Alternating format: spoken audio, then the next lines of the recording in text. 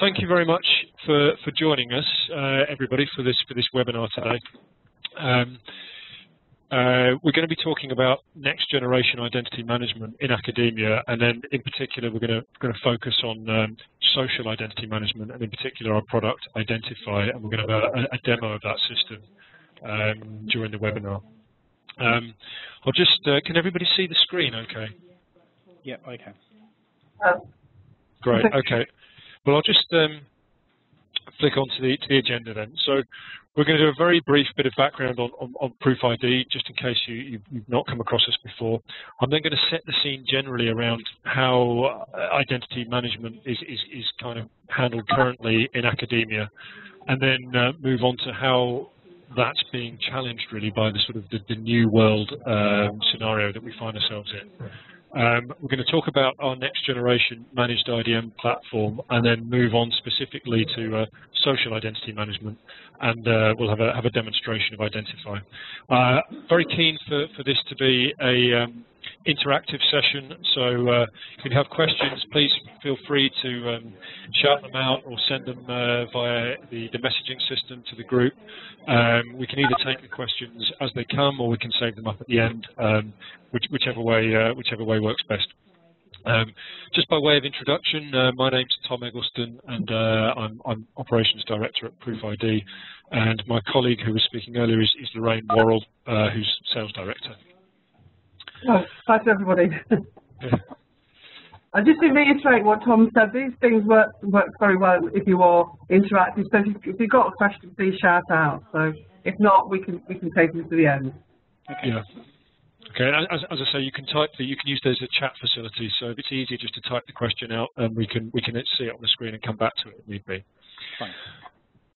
Okay, great. Well, so to crack on with the agenda then, just a very brief bit of background on ProofID.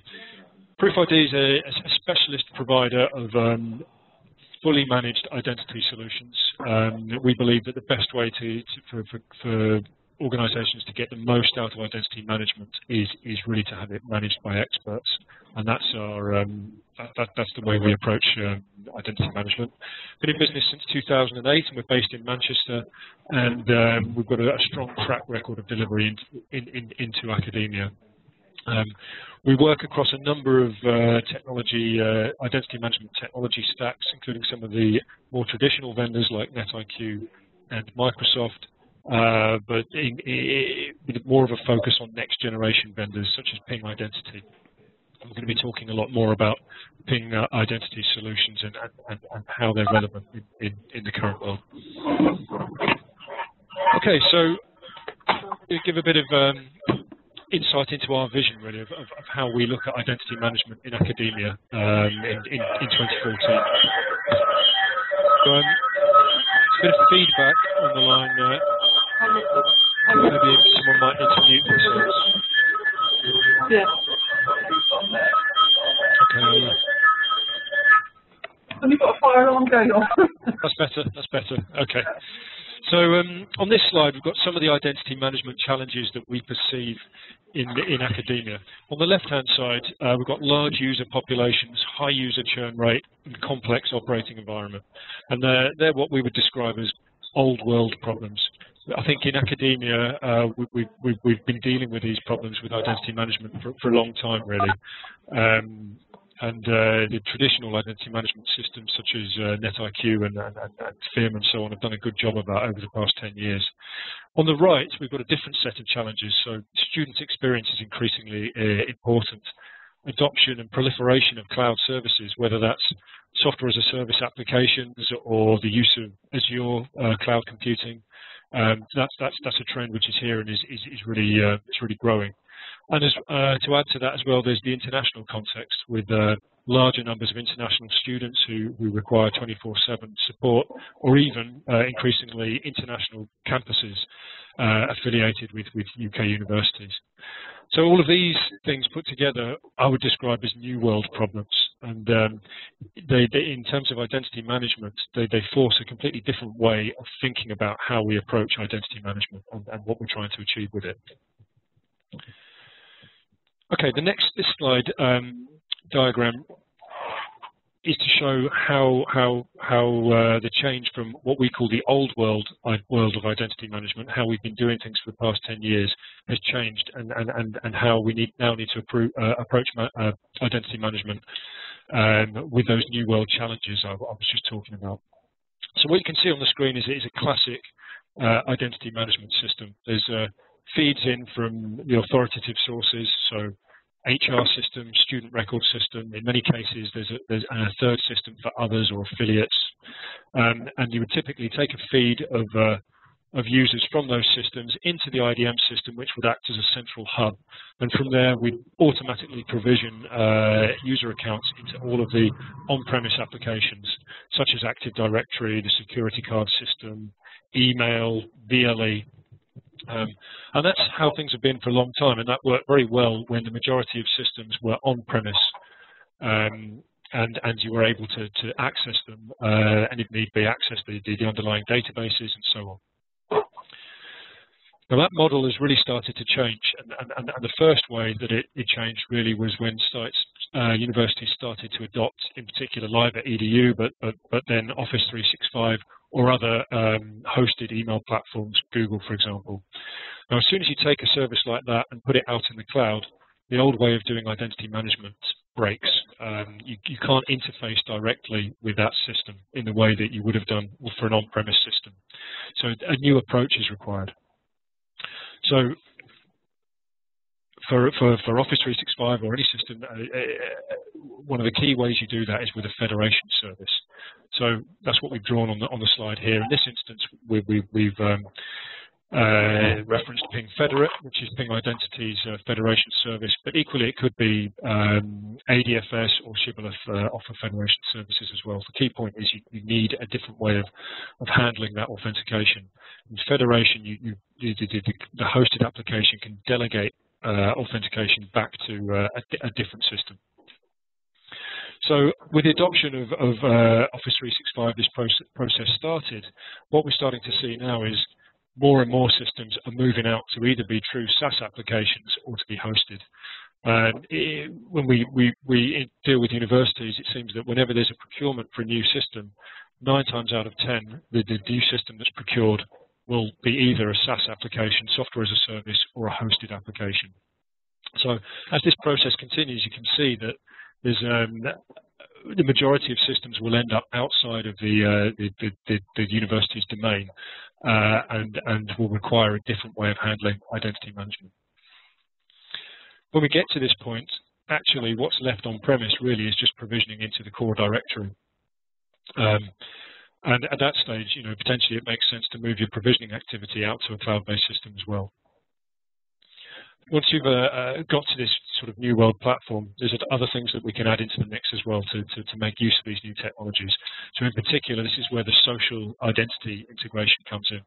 And as I said, we're going to give you a demo of how that works with our Identify product in a few minutes. And the final piece of the puzzle really is actually the logical conclusion of this, whether or not we actually ever get to that point. All of these systems could eventually be hosted or cloud systems. I think it's debatable whether any universities will ever get to 100%, but I think we'll start to see a majority of systems certainly being hosted externally to the university. Okay, so just quickly, we're going to talk about ProofID's next generation managed IDM platform, which really is a platform that's required to manage identity in this new world context. So our service is available either as an on-premise appliance or as a hosted service. It's a fully managed solution, which means that we take care of looking after the system and running it as a service, essentially. The service is made up of 3 core components. So the first being the provisioning engine, which is Midpoint, which is an open source system that we are very involved with the development of, and part of the development team for that product. I'm going to go into a bit more detail on each of these as we go through. On top of Midpoint, which does the core provisioning, we're using PingFederate from Ping Identity. which is enterprise-grade federation and single sign-on, and that's really the cornerstone of identity management in a new world scenario. And then building on top of that, making use of both of those technologies, we have Identify, which is the social identity management layer, which includes the identity proofing piece, which enables you to do some quite clever things with social identities, which we're going to see. So just a bit more detail on each of those three core components. So firstly, what is PingFederate? Well, PingFederate, as I said, is the market-leading enterprise federation solution. It's very, very big in the corporate space. It's used by 500 of the Fortune 1000 companies.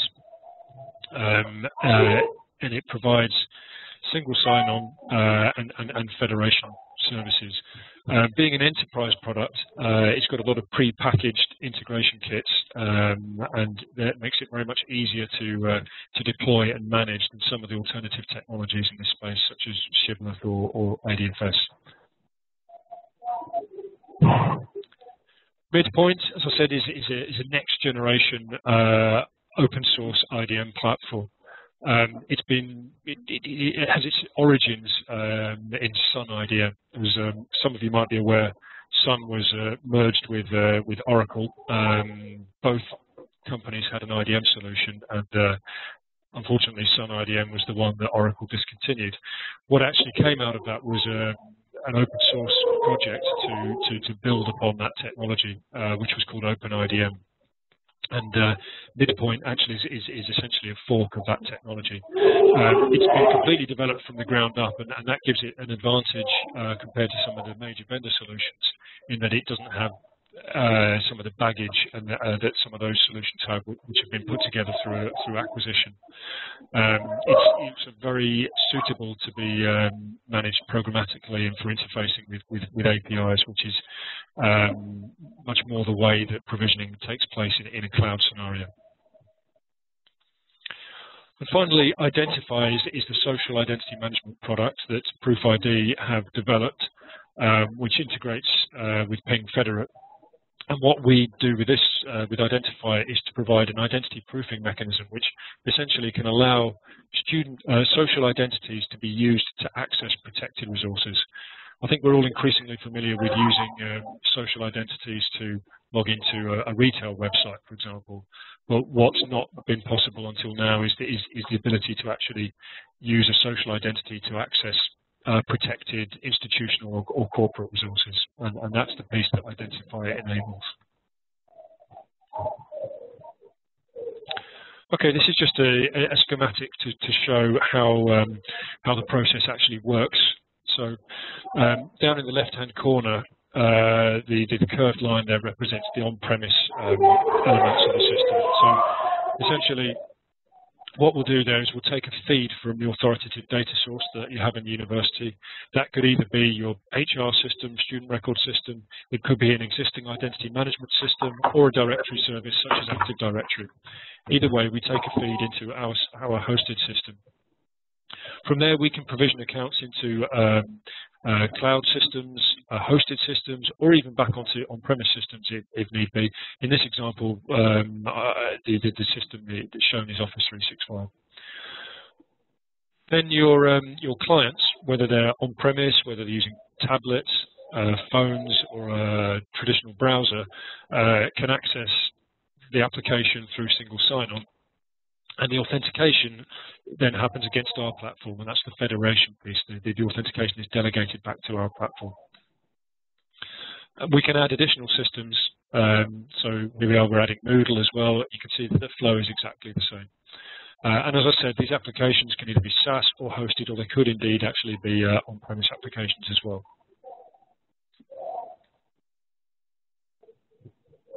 Okay, just some of the benefits of the next generation platform. So we've got the advanced provisioning engine, which gives us the ability to provision into software as a service applications, hosted applications, or on-premise applications. And building on top of that, we've got enterprise-grade federation, which gives us easy federation and single sign-on into any application. Get single sign-on from all types of clients, not just web clients, We can also, for example, do single sign-on into Office 365 from FAT clients as well. And finally, we've got the social identity management piece, Identify, which is a real value add in terms of how particularly students can access university data. Fully managed solution with proactive monitoring and all the service management elements you would expect from a managed service.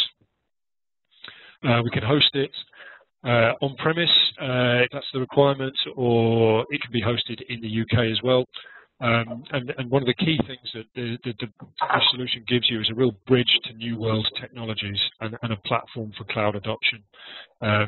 I think one of the key points that we're trying to get across is actually if you're considering what you're doing with identity management now, whilst products such as FIM and NetIQ can do a very good job for you in terms of on-premise provisioning, we believe it makes a lot more sense to be thinking about putting in a system that actually can deal with the old world scenario, but also is built from the ground up to deal with the new world, managing cloud assets, hosted assets across domains. Okay, well, if there's no questions on any of that, I'm going to dive into Identify and specifically talk about social identity management. Okay, just by way of a bit of background, when we talk about, this slide talks about the social pressure or the demand for BYOI. I don't know if you've heard of that term, but it means bring your own identity. And here's some, these are some stats really that have been produced by Gartner. So for example, Gartner is saying by the end of next year, 50% of all retail customer identities will be based on social network identities, showing a clear trend towards internet consumers being very used to using social network identities to consume resources.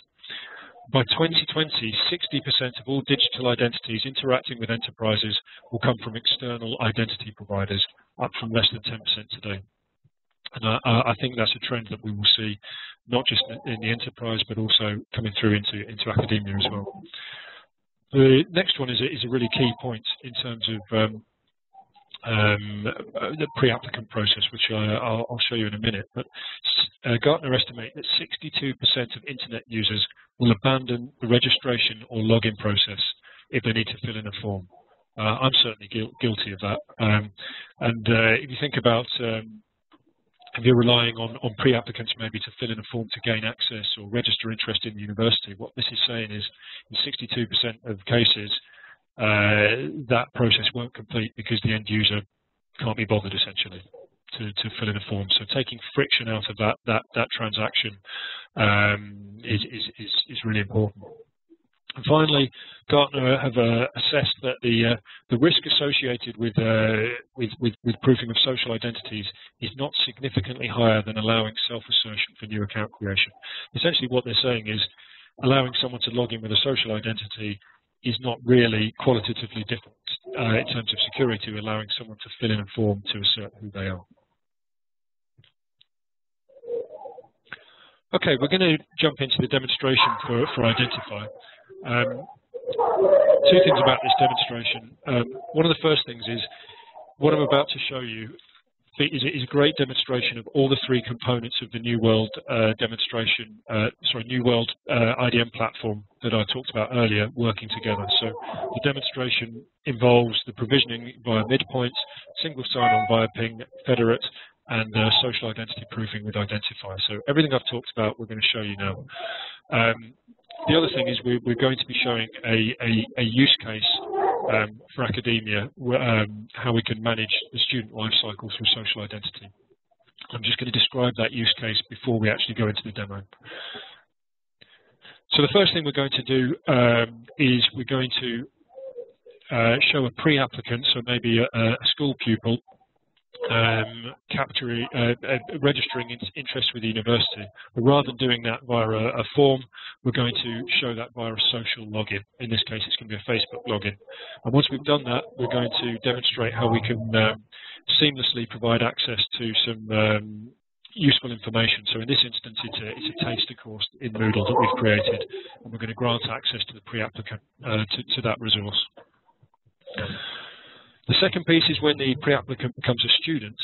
What we're going to show is that how we can actually continue to use the social identity that we captured at the pre-applicant stage, but use that to actually give access to learning resources and other university systems in a secure manner.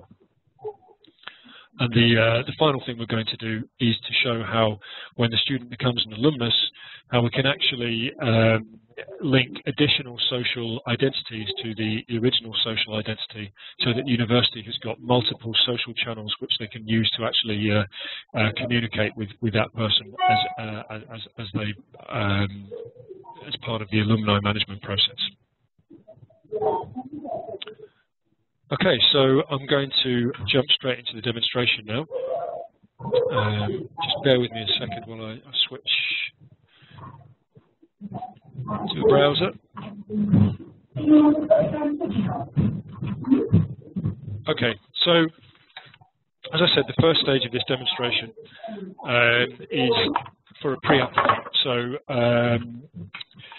So this is showing a school pupil, 15, 16-year-old who's at school and is interested in finding out more about studying at a university.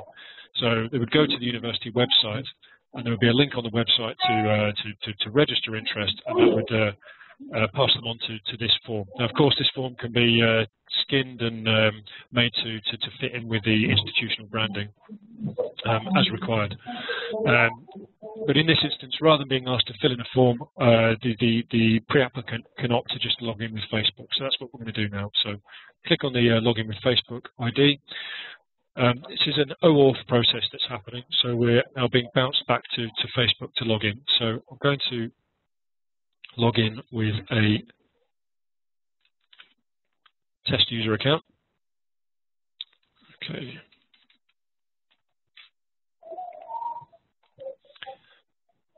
Okay, so Facebook logs us in, and then it comes back and asks us whether the student or the pre-applicant is happy to grant access to identify to their profile.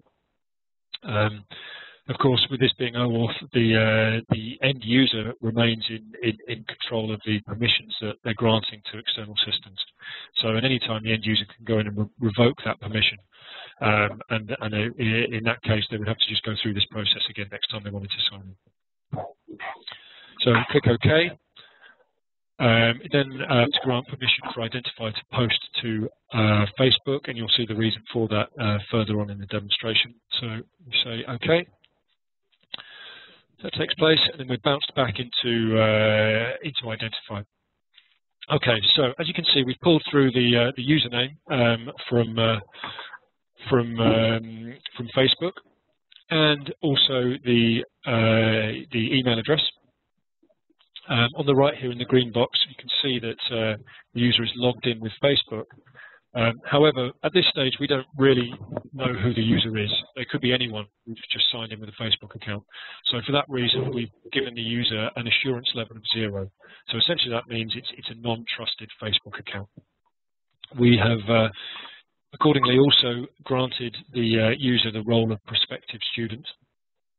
And as I mentioned, in the background, we've provisioned a user account for the user into Moodle and granted them access to a taster course so they can find out a bit more about studying at the university. So if I click on the Moodle link that they've got here, this will single sign me through in the background into Moodle. In the top right-hand corner, it says you are logged in as Peter Yangwitz. These are Facebook test users, have some interesting names that they use. And as you can see here, it's granted them access to a taster course in Moodle. Okay, so that's the pre-applicant stage. And of course, what the university gains by this is the ability to communicate with the pre-applicant through the social channel for the duration of whilst they're in that status. So the story continues, and the pre-applicant completes exams, gets the necessary grades, and is invited to study at the university.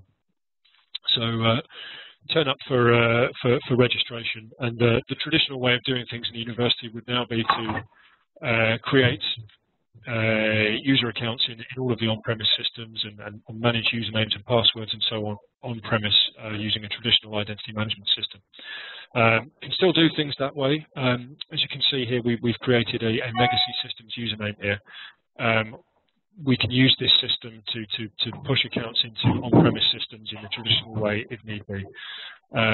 But what Identify allows you to do is to actually say, well, you can continue to use your Facebook or social identity to access protected resources to all of the learning systems. And of course, the big blocker to doing that is at the moment, this user account is not trusted in any way. So we need to have a process of actually upping the assurance level and being able to say that Peter Youngvitz's Facebook account definitively belongs to Peter Youngvitz. So we have to do an identity proofing process. Now, the way we would do this is we would tie it in with the registration process. And there's any number of ways that we can do proofing, which range from very simple, which is what I'm going to demonstrate for you today, which is generation of a code that would be given to the student during registration, or potentially emailed to their home address, mailed to their home address, or could be sent via SMS to the mobile phone if it was a trusted phone number. But equally, we could do something more advanced, such as integrate with a biometric service such as BYOI, and we could upload a photo that's maybe been taken for use on the security card. That could be uploaded to a biometric service, and then the proofing could take place using a webcam to match up with the biometrics. So there's lots of ways that we can do proofing, and we would work with the university to find whatever is the best way of doing it that would fit in with your processes. But as I said, we're going to demonstrate a simple use case in this case. So I'm now going to switch to be an administrator. So if you can imagine, this is during the registration process. The student has actually presented during that process, and I, as the administrator, will go and locate their account. So I'll just go and search for the username. I think it was Peter, wasn't it? There we go. Okay, so in the admin view, I can see that Peter currently has an assurance level of 0. What I'm going to do is kick off the identity proofing process to take him up to assurance level 1. So click on the link there, and we'll go off and generate a code. So in this instance, we've printed it to the screen. Clearly, in a real-world example, we would print it out to a piece of paper, or, as I said, mail it home. And the instructions that would be given with it would be that the user needs to go and visit Facebook to complete the proofing process. So I'm going to copy that code, switch back to Peter's account, and go off to visit Facebook. So in the background, what we've done is we've posted a message to Peter's wall. It's a private message. You can see the padlock icon there means that only Peter can see it. So the message essentially says, welcome to Identify. In order to validate your account, you need to enter the validation code you were given by the university. So we click on the link here. We go back to Identify, and Peter pastes in the code he was given. Okay, so you can see now that as we completed the proofing process, Peter now has an additional assurance level of AL1, and we've granted him the additional role of student. So now Peter's Facebook account is trusted. Because it's trusted, we're able to grant access to all of the student applications. So in this example, we've granted additional access to Office 365, but of course that could also be the BLE, it could be the library system, any other systems that you happen to have, we could grant access to that based on the higher level of assurance. The other key point that's important to mention is that we can also do recertification. So just because Peter has gone through an identity proofing process when he turned up to first register at the university, doesn't necessarily mean that you would want to trust that account for the entire time he's studying at university. It would be sensible to recertify that assurance at a regular basis. So For example, you might want to enforce that every term Peter would be sent a code via SMS and he has to go and relink his account. But maybe every year you would expect him to actually show up in person and to receive a code in person. And we're able to do that within the system. Okay, what we're doing here in the background is we're provisioning an account off to Office 365. The actual provisioning happens very quickly, but then Microsoft actually has to go and create the mailbox, and that can take a little bit longer. So before I show you that piece, I'm going to step forwards in the demonstration and just show how we can link an additional social network. So Peter can click on that link there to link an additional social network. So the idea here is that Peter maybe has a Facebook account when he joins university, but by the time he leaves university, maybe he's got a Twitter account or even a LinkedIn account or any other social network, in fact, that supports OAuth. Can be integrated. Now, of course, from an alumni management point of view, the more channels you've got to communicate with alumni, the better. So what this enables you to do is to link all of those identities together and benefit from all of those different channels. So Peter has a Twitter account. So I'm going to click on login using Twitter. Essentially, this is the same process that we had for Facebook. It just looks a bit different because it's a Twitter page rather than a Facebook page. But what it's asking him to do is to log in with his Twitter account and then grant identify access to use the account. Now, if I can remember the password, then this should work. So I'll click on authorize. There we go. So that's done. So now you can see the green box here. In addition to Facebook, Peter now also has linked his Twitter account. But a key point here is that the Twitter account only has assurance level 0, whereas the Facebook account has assurance level 0 and assurance level 1. That's because we've not been through an identity proofing process for Twitter. Well, that's important because we don't know for sure that the Twitter account that Peter logged in with actually is his.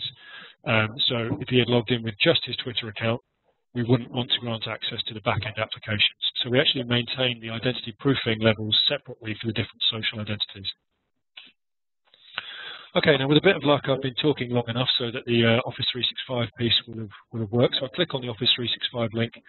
So now seamlessly in the background, there we go. It's brilliant when a demo works, isn't it? There we go. Just set the time zone. And I'm single signed on through into a brand new Office 365 mailbox that's just been provisioned. You can see up there in the top right-hand corner that it's Peter's Office 365 account.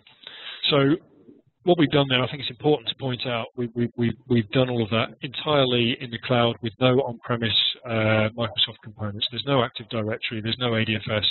That whole process has happened seamlessly entirely in the cloud.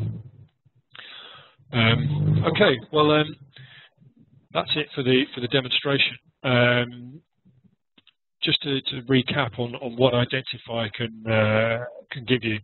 Or what benefits Identify can give you. There's the ability to log in with social credentials. We say here Facebook, LinkedIn, and Twitter, but actually that's any social network that works on or supports the OAuth protocol. So, for example, PayPal, Google, so on, they can all be integrated as well.